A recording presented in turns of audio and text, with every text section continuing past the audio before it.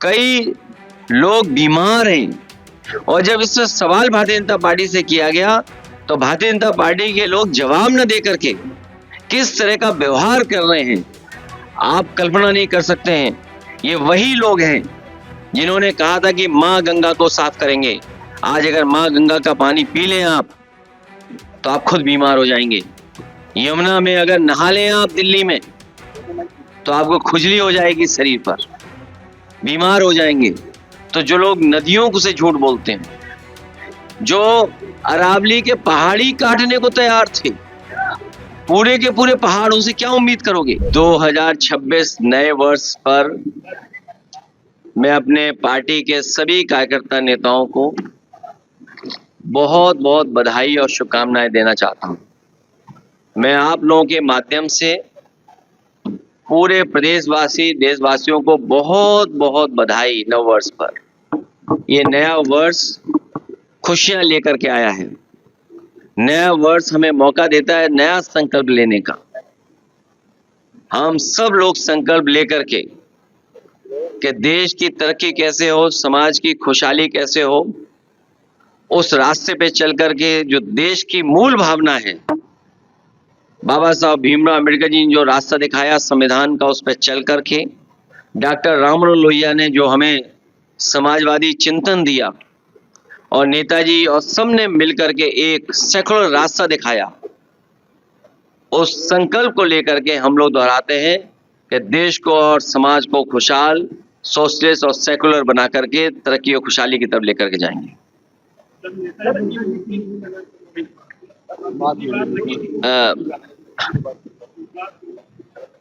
अब कई अधिकारी चापलूसी रोटी बना रहे थे, वो किस नियम में था? जो चापलूसी रोटी बन रही थी वो किस नियम में था? अगर अधिकारी ये नियम बदल रहे हैं तो हम लोग सभी भगवानों को वहां के लगाएंगे और भगवानों के साथ साथ जो आयोजक हैं, जो आयोजन कर रहे हैं, मैं उनसे कहूंगा कि हमारे केदारेश्वर मंदिर के भी वहां पर कुछ स्थापना करें।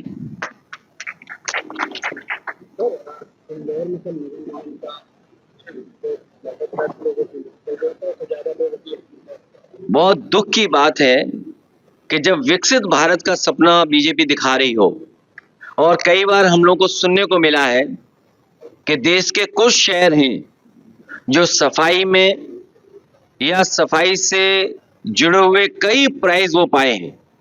ये शहर तो वो है इंदौर, जहां पर कई बार अवार्ड मिला है वहां की म्युनिसिपल कॉरपोरेशन को।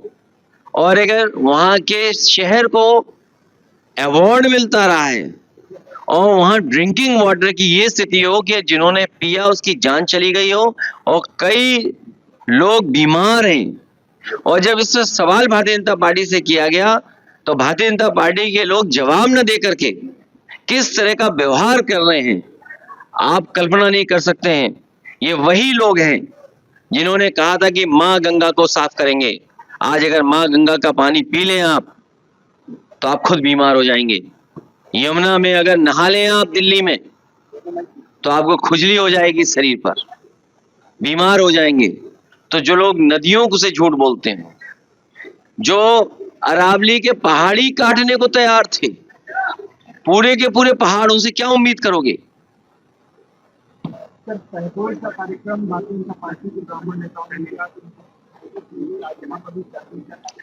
हमारा ये बाटी चोखा का जो कार्यक्रम है, मैं उन कार्यकर्ताओं को धन्यवाद और बधाई देना चाहता हूं।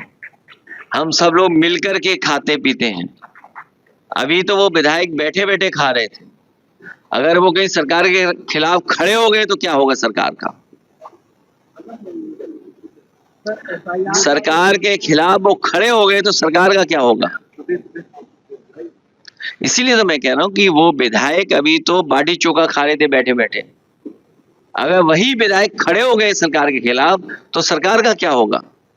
और इसलिए हम कार्यकर्ताओं को बधाई देंगे कि कार्यकर्ताओं ने एक बाटी चोखा का जो अच्छा कार्यक्रम किया, हम सब मिलकर के एक दूसरे के प्रति बहुत अच्छा व्यवहार है हमारा, हमारे मिलजुल करके खाने का जो हमारा एक संस्कृति रही है, इसी तरह हम लोग एक दूसरे का सम्मान करते हैं।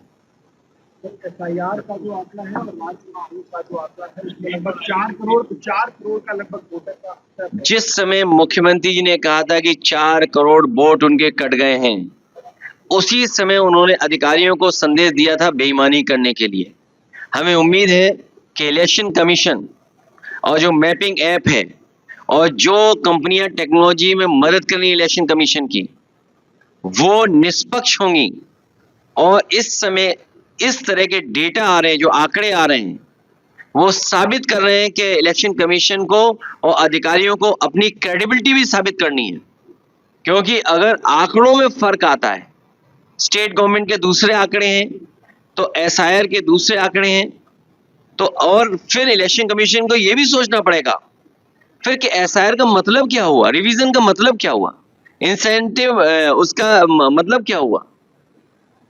लगभग 12.5 करोड़ के आंकड़े हैं और मैंने आपसे कहा कि इस समय अधिकारी और चुनाव आयोग की क्रेडिबिलिटी का सवाल है कि अगर इस तरह के आंकड़े आ रहे हैं तो जो लोग शामिल हैं, जो टेक्नोलॉजी शामिल है, आखिरकार वो कहीं हेरा फेरी की तैयारी तो नहीं कर रहे हैं।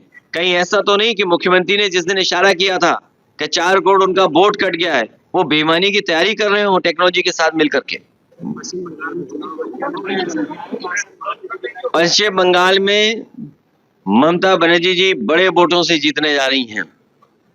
ये बीजेपी के लोग हर जगह साजिश करते हैं, षड्यंत्र करते हैं। इस बार साजिश षड्यंत्र उनका नहीं चलेगा। बंगाल में हारेंगे और फिर यूपी में भी हारेंगे।